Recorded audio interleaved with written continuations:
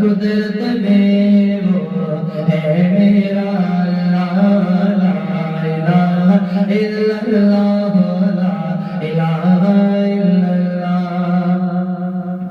یاد کرو فرعون کے گھر میں موسیٰ کو کس نے پالا، غور کرو مچھلی کے شکم میں یونس کو کس نے سنبھالا، پہلے آگ میں ڈالا پھر آگ کو پھول کر ڈالا، ان کے نام کے گن گاتے ہیں ابراہیم خلیل اللہ، لا الہ الا اللہ، لا الہ الا اللہ، محمد رسول اللہ، محمد رسول اللہ۔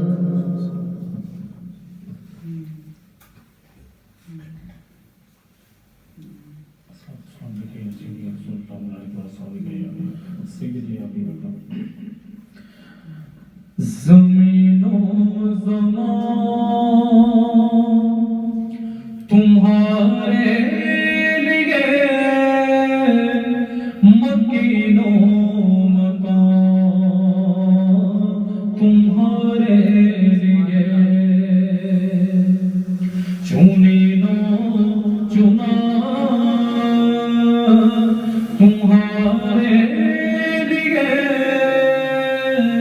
بنے دو جہاں تمہارے لیے، دہن میں زبان تمہارے لیے، بدل میں جان تمہارے لیے، دہن میں زبان تمہارے لیے، بدل میں جان تمہارے لیے، ہمارے یہاں تمہارے لیے، اٹھے بھی وہاں تمہارے لیے، ہمارے یہاں تمہارے لیے، اٹھے بھی وہاں تمہارے لیے، اصالت کل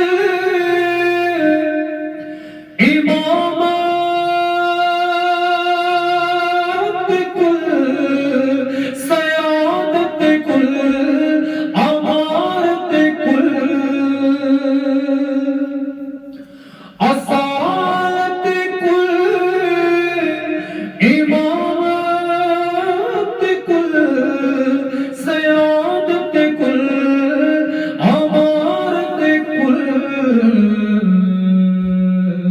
حکومت کل، ولایت کل، خدا کے یہاں تمہارے لیے، حکومت کل،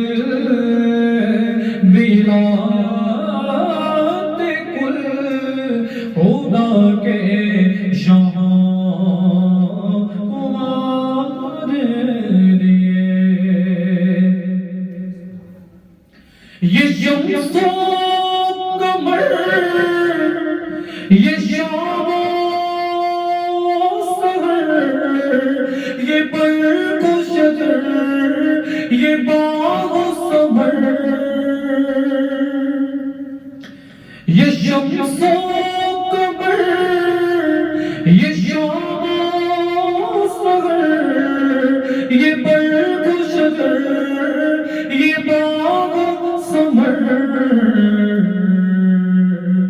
یہ تیغ و سپر، یہ تاج و کمر، یہ حکم رواں تمہارے لیے، یہ تیغ و سپر، یہ تاج و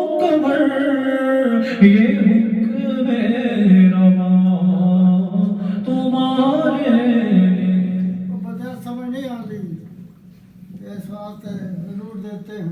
جب بھی مانگو ضرور دیتے ہیں، جب بھی مانگو ضرور دیتے ہیں،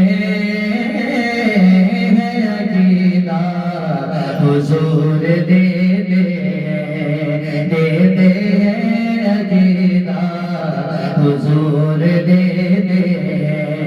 جب بھی مانگو ضرور دیتے ہیں، جب بھی مانگو ضرور دیتے ہیں، عقیدہ حضور دیتے ہیں، دیتے ہیں عقیدہ حضور دیتے ہیں. ان کی رحمت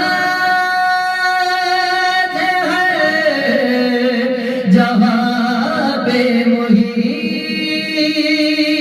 ان کی رحمت ہے جہاں پہ محیط. ہر کسی کو حضور دیتے ہیں، ہر کسی کو حضور دیتے ہیں، عقیدہ حضور دیتے ہیں، دیتے ہیں عقیدہ.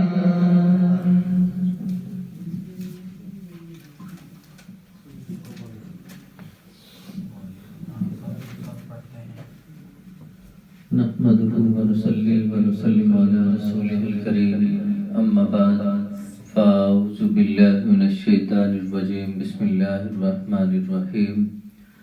قال الله تبارك وتعالى في القرآن المجيد: ما كان محمد أبا أحد من رجالكم ولكن رسول الله وخاتم النبيين وكان الله بكل شيء عليما. آمنت بالله صدق الله العظيم وبلغنا رسوله النبي الكريم. قال الله تبارك وتعالى في القرآن المجيد في شان حبيبه: إن الله وملائكته يصلون على النبي يا أيها الذين آمنوا صلوا عليه وسلموا تسليما. الصلاة والسلام عليك يا سيدي يا رسول الله وعلى آلك وصحابك يا سيدي يا حبيب الله. معزز سامعین، عقیدہ ختم نبوت احادیث کی روشنی میں ہمارا موضوع چل رہا ہے، اور آج کی پہلی حدیث ترمذی شریف کی ہے کہ عن عقبۃ بن عامر رضی اللہ عنہ قال قال رسول اللہ صلی اللہ علیہ وسلم: لو کان بعدی نبی لکان عمر بن الخطاب او کما قال رسول اللہ صلی اللہ علیہ وسلم. حضرت عقبہ بن عامر رضی اللہ تعالیٰ عنہ سے روایت ہے، وہ فرماتے ہیں کہ قال رسول اللہ صلی اللہ علیہ وسلم، اللہ کے رسول صلی اللہ علیہ وسلم نے فرمایا: لو کان بعدی نبی، اگر میرے بعد کوئی نبی ہوتا، لکان عمر بن الخطاب، تو حضرت عمر بن خطاب رضی اللہ تعالیٰ عنہ ہوتے. محدثین اکرام نے کہا کہ حضرت عمر میں نبوت کے وہ تمام اوصاف موجود تھے، لیکن آپ کے بعد نبی کریم علیہ السلام کے بعد کوئی نبی دنیا میں نہیں آ سکتا تھا. اس وجہ سے آپ نے فرمایا کہ اگر کوئی ہوتا تو وہ عمر بن خطاب ہوتے، لیکن جبکہ سلسلہ نبوت جو ہے وہ منقطع ہو چکا ہے، لہٰذا میرے بعد کوئی نبی اس دنیا میں نہیں آئے گا. اور یہ حدیث پاک بھی نبی کریم علیہ السلام نے ختم نبوت کی ٹھوس دلیل جو ہے وہ عطا فرما دی. اب کوئی کہے یہ تشریعی نبی ہے، یہ امت میں سے آگے لوگوں کو سمجھانے والا ہے، تو مرزا غلام احمد قادیانی سے پہلے اتنی 13 صدیاں گزر چکی تھیں، تو خلفائے راشدین، ائمہ مجتہدین، ائمہ بڑے بڑے گزرے ہیں، تو ان میں سے کسی نے یہ دعویٰ نہیں کیا. اور یہ 1300 سال بعد قادیان سے مرزا غلام احمد قادیانی کو اس کا خیال آنا تھا. دراصل یہ ایک فتنہ تھا جو انگریز نے ڈالا تھا مسلمانوں میں، اور اس کو انہوں نے تیار کر کے تو انگریز کی ایما پر، ان کی سوچ پر اس نے اعلان نبوت کیا تھا اور مسلمانوں میں بہت بڑا فتنہ ڈالا تھا، اور جو آج تک اسی طرح عروج پر ہے۔ یہ لوگ ہٹتے نہیں ہیں، اپنے کاموں سے باز نہیں آتے۔ میں ایک جگہ پہ غلام آباد پڑھانے جاتا ہوں، تو وہاں پر ایک عورت میں نے دیکھی جو میرے پاس اسٹوڈنٹ ہے، اس کی والدہ سے وہ بات کر رہی تھی۔ وہ محلہ مصطفیٰ آباد میں ہم طالب علمی دور میں رہتے تھے، تو وہاں قادیانی ہیں۔ میں نے اس کے وہ گیٹ اپ اور اس کے چال چلن سے نا اندازہ لگایا کہ یہ قادیانی ہے۔ میں نے وہ اسٹوڈنٹ کو کہا کہ یہ مجھے قادیانی لگتی ہے، تمہارے گھر میں کیا لینے آئی تھی؟ اس نے کہا سر میں تو نہیں جانتی، اور ماما کو پتا ہوگا۔ وہ اگلے دن اس کی ماما سے بات ہوئی تو پتا چلا واقعی وہ قادیانی تھی۔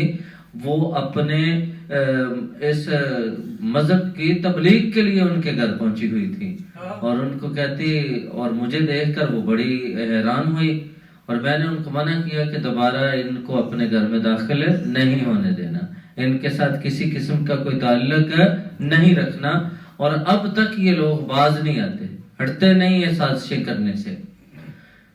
دوسری حدیث پاک ہے جابر بن عبداللہ رضی اللہ عنہ قال لما اراد رسول اللہ صلی اللہ علیہ وسلم ان يخلف قال له علی ما يقول الناس في اذا خلفتنی قال فقال اما ان ترضى ان تكون منی بمنزلت ہارون من موسیٰ الا انه لا يكون بعدی نبی۔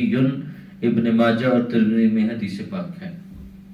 حضرت جابر بن عبداللہ رضی اللہ تعالیٰ عنہ کہتے ہیں کہ جنگ تبوک کے موقع پر لما اراد رسول اللہ صلی اللہ علیہ وسلم، جب نبی کریم صلی اللہ علیہ وسلم نے یہ ارادہ فرمایا کہ یخلفا قال له علی، کہ وہ اپنا خلیفہ بنائیں گے حضرت علی کو، تو قال له علی، تو حضرت علی نے کہا ما یقول الناس فی اذا خلفتنی، جب آپ مجھے یہاں پر چھوڑ جائیں گے خلیفہ بنا کر تو لوگ میرے بارے میں کیا کہیں گے؟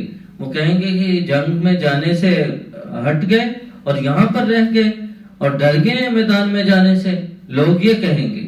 حضرت علی نے نبی پاک کو یہ کہا، آپ نے فرمایا کہ تم یہاں ٹھہرو گے، میں تمہیں اپنا خلیفہ بنا کے جا رہا ہوں، اور حضرت علی نے کہا کہ لوگ کیا کہیں گے میرے بارے میں؟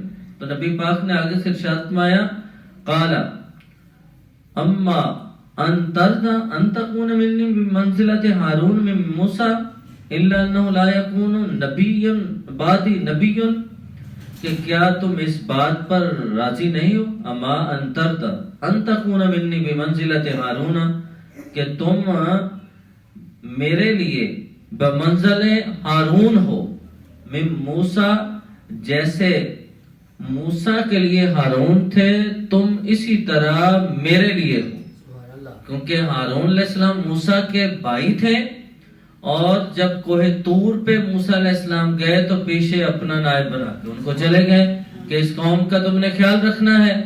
تو حضرت علی کو نبی کریم علیہ السلام نے فرمایا کہ تم میرے لیے ہارون کے درجہ میں ہو، جیسے وہ موسیٰ علیہ السلام کے خلیفہ تھے تم میرے خلیفہ ہو، کیا تم اس بات پر راضی نہیں ہو؟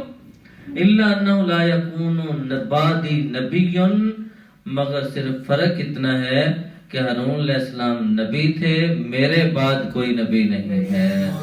اور اس سے بھی یہ ثابت ہوا کہ حضور نبی اکرم صلی اللہ علیہ وسلم نے واضح فرما دیا کہ میرے بعد دنیا میں کوئی نبی نہیں آ سکتا، نہیں پیدا ہو سکتا۔ جو مانے گا وہ احادیث کا، قرآن کا، اجماع امت کا انکار کرے گا، اور ان میں سے کسی ایک کا انکار بھی انسان کو دائرہ اسلام سے خارج کر دیتا ہے۔ یہ بھی ابن ماجہ اور ترمذی میں حدیث پاک موجود ہے۔ اور تیسری حدیث پاک ہے عن ابی ہریرہ رضی اللہ عنہ مرفوعا انہ لیس یبکی بعدہ من النبوۃ الا الرؤیا الصالحہ۔ نبی اکرم صلی اللہ علیہ وسلم کی یہ حدیث پاک مرفوع حدیث وہ ہوتی ہے جس کا تعلق جو ہے وہ ڈائریکٹ نبی کریم صلی اللہ علیہ وسلم تک پہنچے۔ ایک ہے کہ راوی کہتا ہے کہ میں نے فلاں سے سنا، میں نے فلاں سے سنا، آگے وہ صحابی تک ختم ہو جائے، صحابی سے آگے نبی پاک تک سلسلہ نہ چلے، اور ہے وہ بھی حدیث، کیونکہ ہم مانتے ہیں کہ نبی پاک نے ارشاد میں کہ میرے سارے کے سارے صحابہ آسمان کے چمکتے ہوئے ستارے ہیں، سب عادل ہیں، کلہم عدول، تو ہم یہ سمجھیں گے کہ صحابی نے جھوٹ نہیں بولا جب صحابی تک بات چلی جائے گی، لیکن وہ حدیث جو ہے مرفوع نہیں ہوتی، وہ حدیث موقوف ہوتی ہے جس کا انتہا صحابی تک ہو، اور مرفوع حدیث وہ ہوتی ہے جس کا ڈائریکٹ تعلق نبی پاک تک پہنچتا ہو کہ وہ صحابی کہ میں نے نبی سے سنا، اور موقوف حدیث وہ ہوتی ہے جس میں تابعی کہے کہ میں نے فلاں سے سنا، اور آگے اینڈ جو ہے وہ صحابی تک ہو جائے، نبی تک نہ پہنچے حضور علیہ الصلوۃ والسلام تک، تو وہ موقوف حدیث ہوتی ہے۔ تو یہ حدیث مرفوع ہے کہ انہ لیسا یبکی بعدی من النبوت، فرمایا کہ میرے بعد نبوت میں سے کچھ باقی نہیں رہا، الا الرؤیا الصالحہ، مگر اچھے خواب، کیونکہ مومن کا جو خواب ہے یہ نبوت کے 40ویں نبوت کے حصوں میں سے 40واں حصہ ہے، تو اچھے خواب جو ہیں وہ نبوت میں سے باقی رہ گئے ہیں، باقی نبوت منقطع ہو چکی ہے، کسی پر اللہ تعالیٰ وحی نازل نہیں فرمائے گا، اور اچھے رویا صالحہ، اچھے خواب جو ہیں وہ باقی ہیں۔ بعض مرتبہ اللہ کا نیک بندہ خواب دیکھتا ہے، اور نبی کا خواب بھی وحی الہی ہوتا ہے، نبی کا خواب بھی وحی الہی ہوتا ہے۔ جیسے حضرت ابراہیم علیہ السلام نے دیکھا تھا کہ اپنے بیٹے کو ذبح کر رہے ہیں، تو انہوں نے صدقہ خیرات کیا، لیکن پھر راضی ہو گئے بیٹے کو ذبح کرنے کے لیے، تو بیٹے سے پوچھتے ہیں انی ارا فی المنام انی اذبحک، اے میرے بیٹے میں خواب میں تجھے دیکھتا ہوں کہ میں تجھے ذبح کر رہا ہوں، فانظر ماذا ترا، تیری کیا رائے ہے، اب اللہ کا حکم ہے تجھے اللہ کے نام پر ذبح کر دوں؟ بیٹے نے یہ نہیں کہا ہے ابا جان کتنا ظلم کرنے لگے ہو میرے ساتھ، میری گردن پہ چھری چلاؤ گے؟ بیٹا دیکھیے کتنا بادب ہے، کہتے ہیں کہ قال یا ابت افعل ما تؤمر ستجدنی انشاءاللہ من الصابرین، آپ کو جیسا حکم دیا گیا ابا جان کر دیجئے، اللہ نے چاہا تو آپ مجھے صبر کرنے والوں میں سے پاؤ۔ اقبال نے اسی پہ کہا کہ یہ فیضان نظر تھا یا کہ مکتب کی کرامت تھی، سکھائے کس نے اسماعیل کو آداب فرزندی۔ تو یہ اچھے خواب جو ہیں وہ باقی رہ گئے ہیں، اور اس کے علاوہ نبوت جو ہے وہ منقطع ہو چکی ہے، جو بھی کسی اور کو کسی بھی قسم کا نبی مانے گا وہ کافر ہو جائے گا۔ اللہ تعالیٰ سے دعا کرتا ہوں کہ اللہ تعالیٰ ہم سب کو عقیدہ ختم نبوت پر قائم رکھے، اور اسی عقیدے پر ہمیں موت عطا فرمائے۔ وآخر دعوانا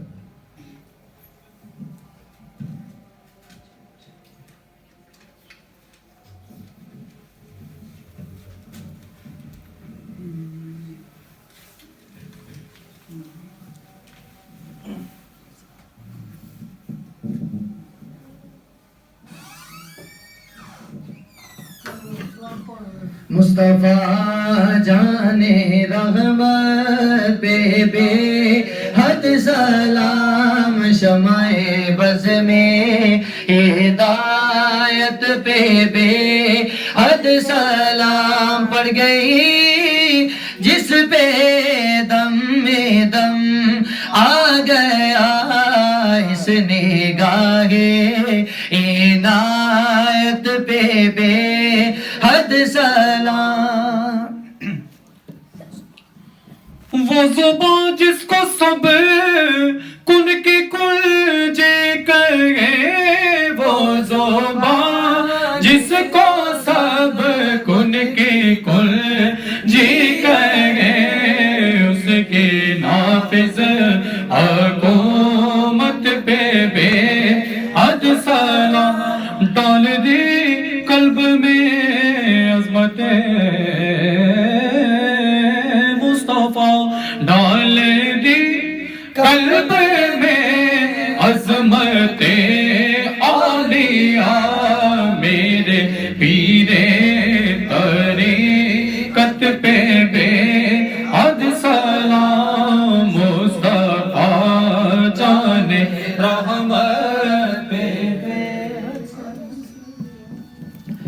آمین الحمدللہ رب العالمین صلی اللہ علیہ حبیبہ سیدنا محمد وآلہ وصحابہ وبارک وسلم.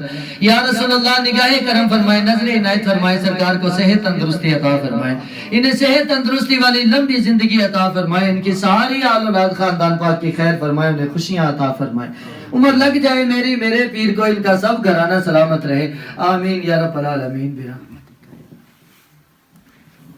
صلی اللہ علیہ حبیبہ سیدنا محمد وآلہ وصحبہ بارک وسلم.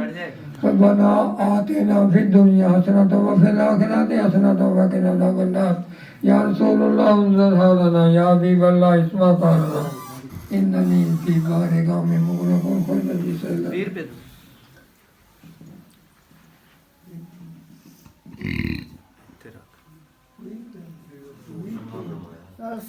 دعوے کرو ہوتے ہیں. دعا کرو. کسی دعا جاری کرو. واہ.